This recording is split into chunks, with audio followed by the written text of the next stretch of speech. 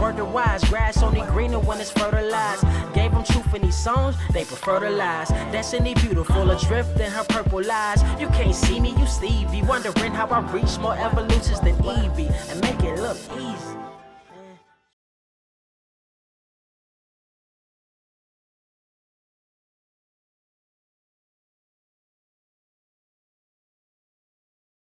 What is up, Earth's mightiest subscribers? It's your boy Ernie, the Blerd Without Fear. Welcome back to the channel. Alright, so today's video, we are going to be talking about Superman Unlimited #1 in a bit more detail than what I did for the best comics this week. I talked about it a little bit deeper, but there's more of a specific element of that book that I actually really want to talk about. But if you want to hear some of my other thoughts on it, go check out the best comics this week. It's a weekly show that I'm doing now, have been doing for like the past couple of months. I pick 5 really good comics that came out every Wednesday and talk about them and tell you why I enjoy them and maybe why you should be checking them out. I also give indie recommendations, trade recommendations, upcoming new books for you to be thinking about on your pull box. I highly recommend, man. Check it out. And if you haven't done so already, hit that subscribe button, tap the notification bell. That way you always get notifications when I drop those videos, because YouTube doesn't really like to promote them quite as much as they do some of my other stuff. So just putting that out there.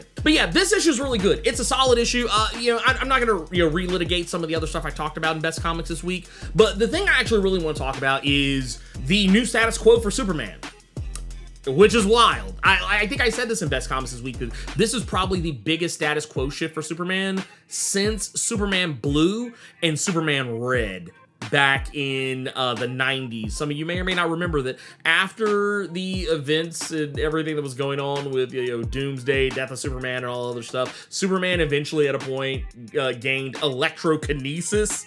Yeah, Superman Blue was wild. It was really silly. Bananas. And when I was a kid, I thought it was really cool. As I got older, I thought it was kind of dumb.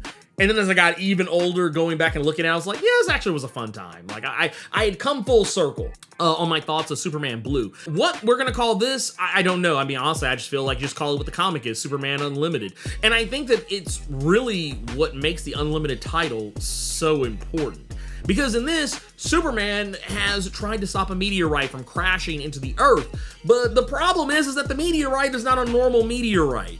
It's a meteorite that has a motherload of kryptonite hidden inside of it. As a matter of fact, it's a very small coating of another substance. It's coated in Enertron, which for those of you more familiar with the Legion of Superheroes side of things at DC Comics, that's a metal that exists from that timeline of the 31st century. And because it's a metal that bounces the ability to scan it off of itself, it deflects those types of things. Superman can't really use his X-ray vision to look through it.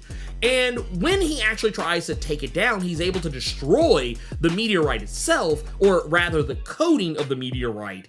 Underneath, he discovers, yeah, it's literally a motherload of kryptonite, and kryptonite is just careening down to the Earth below him.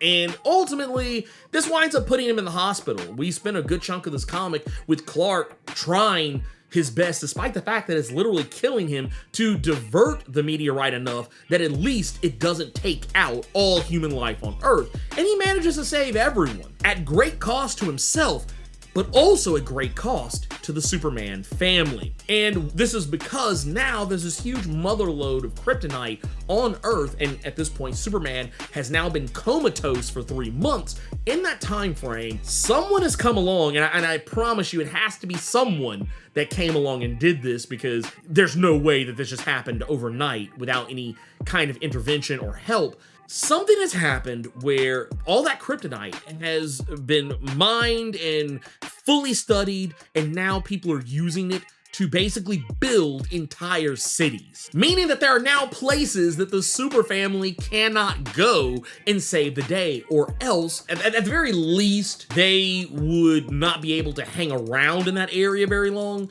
And I would actually say that's at best. At worst, they're just regular people in that area at that point. They can't be super in those areas.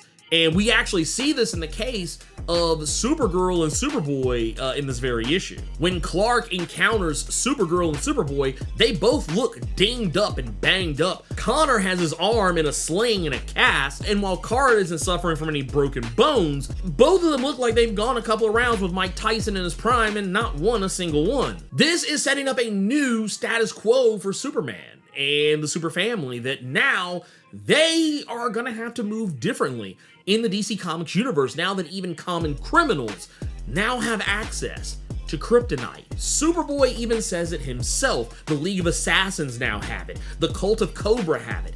Inner Gang has it. Everybody now has access to kryptonite. Now, the trick with this is that, while yes, this seems like bad news for the entire Super Family, it's actually bad news for them. For Clark, this is actually not so bad a thing, because his prolonged contact with this kryptonite has changed his physiology, and we find out by the time you get to the end of the issue that his body, under a certain spectrum of light, actually glows now. I guess, as the kids say now, Superman has been aura farming, and he has now gotten to the point where he can now survive kryptonite, because even as Batman says, the amount of kryptonite that got into his system, it had poisoned him. He was crushed by it. He was literally underneath it. It should have killed him, but it didn't. It made him stronger. So now this begs new questions for the last son of Krypton. Kryptonite, at least in its green form, has always been deadly to Superman. So now it makes you wonder, is this just a one-off thing? Is this a situation where kryptonite, prolonged exposure to it, does it actually save a Kryptonian? Does a Kryptonian eventually just become immune to it? Is it like one of those situations where you eat enough or drink enough of a poison in small doses that eventually over time you become either resistant to it or immune to it? I don't recommend trying that, actually. That's something I feel only really works in, like, science fiction and other fictional stories. Please don't do that. That would be bad.